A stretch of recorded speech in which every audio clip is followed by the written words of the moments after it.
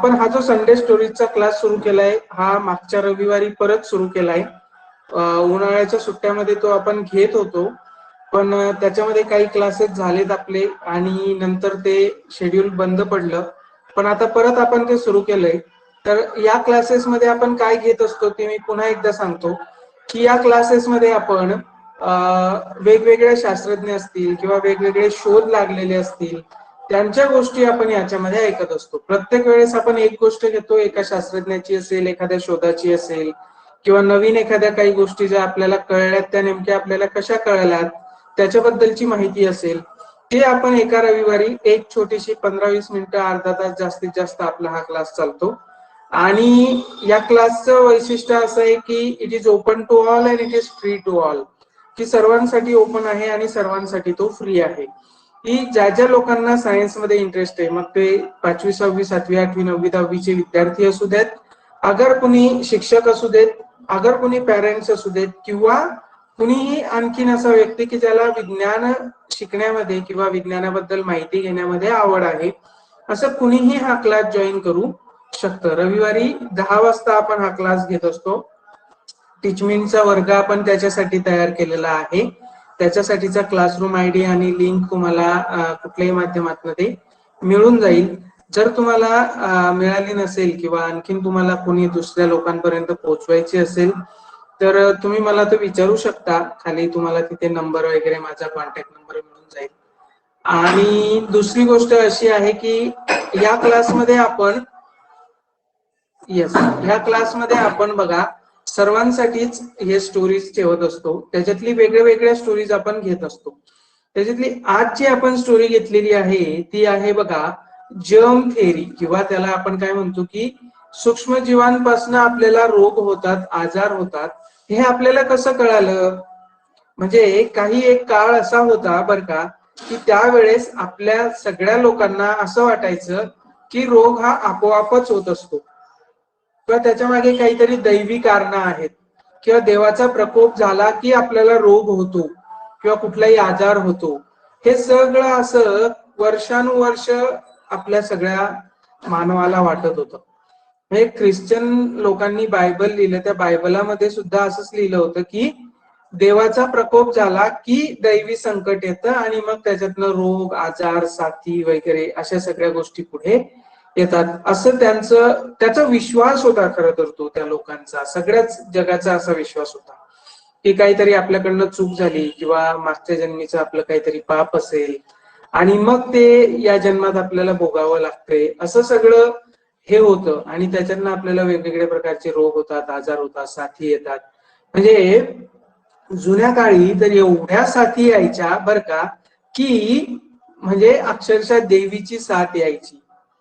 Polio होता, plague होता, त्याच्यानंतर कॉलरा होता, असे वेगवेगळ्या प्रकारचे आजार होते की ज्यांच्या साथी यायच्या आणि हजारो लाखो लोक वर्षा 2 वर्षामध्ये त्याच्यामध्ये मृत्यू पावायचे. आता लेटेस्ट मध्ये आपण कोरोनाचं उदाहरण बघितलं, पण अशा साथींचं प्रमाण अगदी मोठ्या प्रमाणावरती होतं. आपल्याकडे एकच साथ आली, 1-2 वर्ष चालली तर किती आपलं नुकसान झालंय ते आपण आता बघू शकतो. पण मागच्या जुन्या काळामध्ये म्हणजे साधारण 17व्या-16व्या शतकाच्या आधी सुद्धा मोठ्या प्रमाणावरती साथी यायच्या आणि त्यांची कारणच समजत नव्हती की हे नेमकं कशामुळे होतंय, का होतंय असं. प्लेग यायचा, हजारो लाखो लोकांच्या काखेमध्ये गाठी यायच्या आणि मरायच्या, लोक मरायचीत अक्षरशः. ते का होतं तेच कळत नव्हतं. मग कॉलरा यायचा, लोकांना हागवण लागायची, काहीच सुचत नव्हतं, डिहायड्रेशन व्हायचं, लोक मरायची. जखमा किंवा काही असेल तर त्यानं सुद्धा खूप लोक मरायची.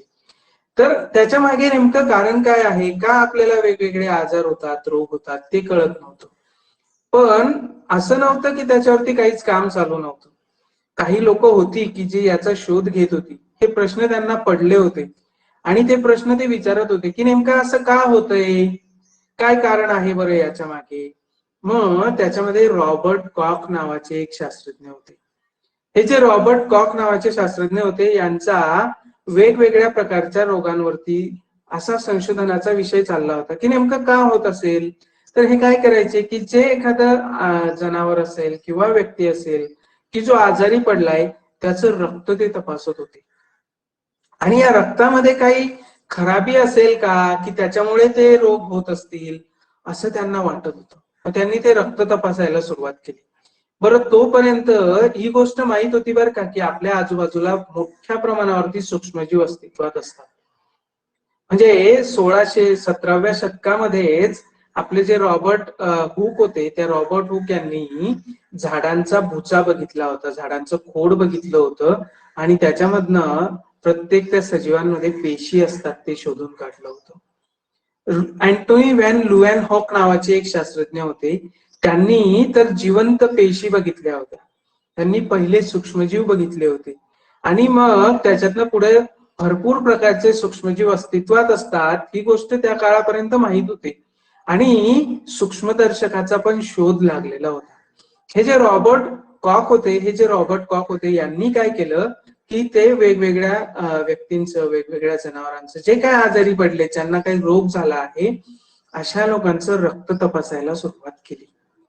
आता त्या काळी अँथ्रॅक्स नावाचा एक रोग होता. त्या अँथ्रॅक्स झालेल्या एका गायीचं रक्त त्यांनी सूक्ष्मदर्शकाखाली बघितलं आणि त्यांना काय दिसलं माहितीये, त्याच्यामध्ये एक विशिष्ट प्रकारचे असे सूक्ष्मजीव त्यांना दिसले आणि त्यांनी ते सूक्ष्मजीव वेगळे केले. ते सूक्ष्मजीव वेगळे केले किंवा ती पद्धत नव्हती, त्यांनी ते रक्तच घेतलं आणि ते रक्त दुसऱ्या एका काय म्हणू आपण, तो रोग नसलेल्या गायीला ते रक्त टोचलं, तिच्या शरीरामध्ये ते रक्त टोचलं. आता काय झालं की ज्या गायीच्या शरीरामध्ये त्यांनी हे रक्त टोचलं होतं त्या गायीला अँथ्रॅक्स झाला आणि ती गाय मृत्यू पावली.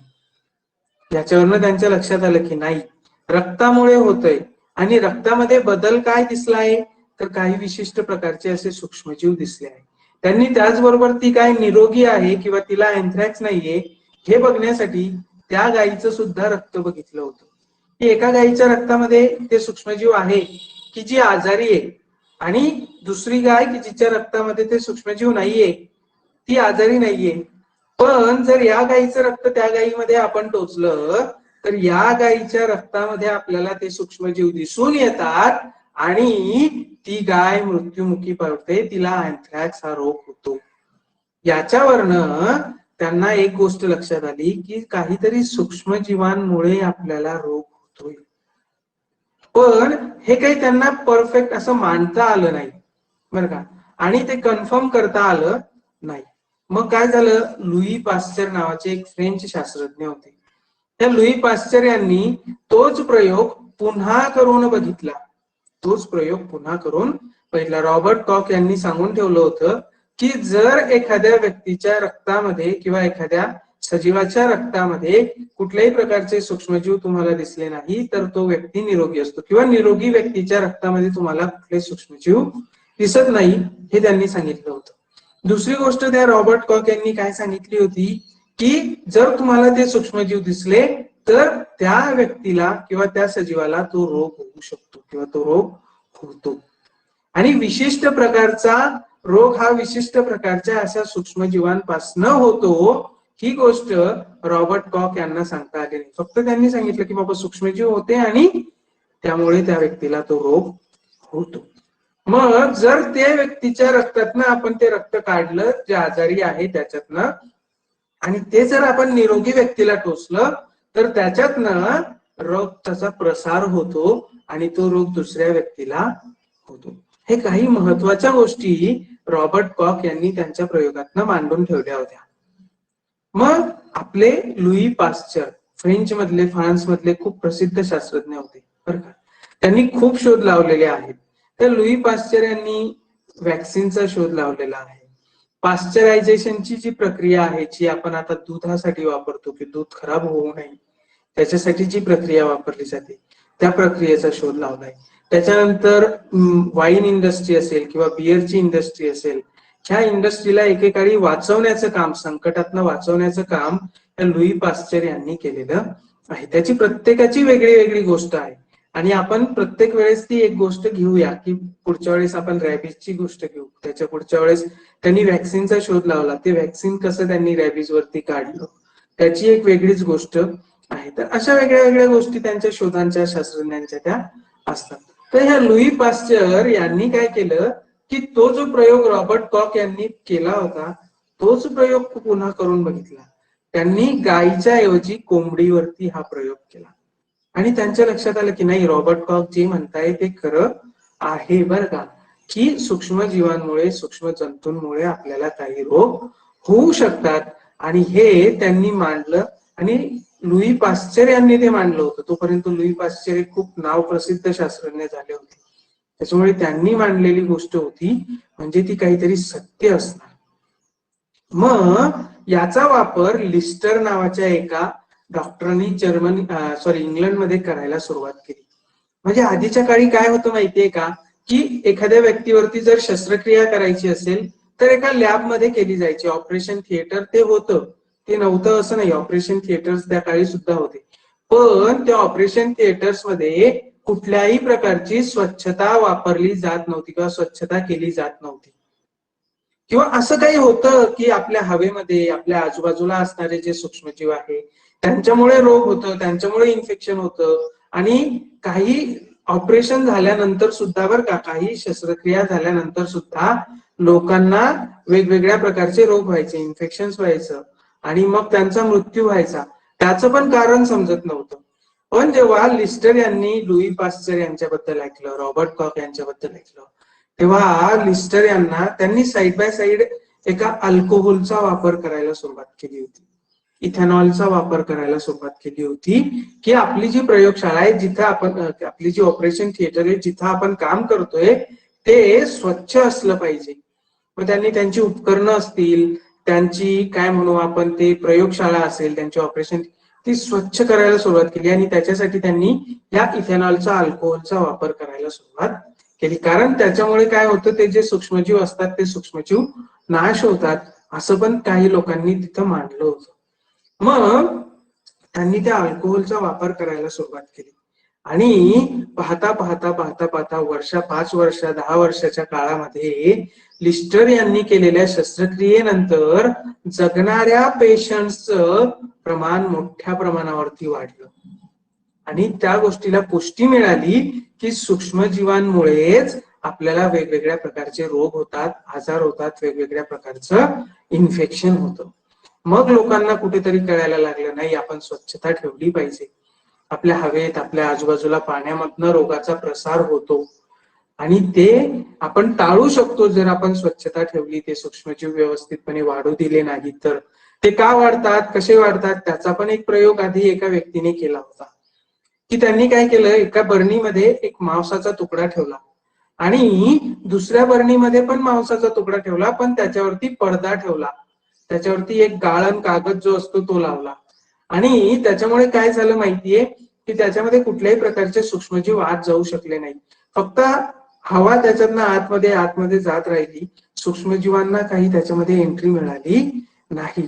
आणि त्याच्यामुळे ते मांस नीट राहिलं, व्यवस्थित राहिलं 3-4 दिवसापर्यंत. त्याच्यावरती काही सूक्ष्मजीव, काही माशा त्या आढळल्या, पण वरच्या त्या कागदावरती आढळल्या. ज्या बरणीमध्ये किंवा ओपन होतं, जी बरणी मोकळी होती त्याच्यामध्ये मात्र ते मांस खराब झालेला आढळलं.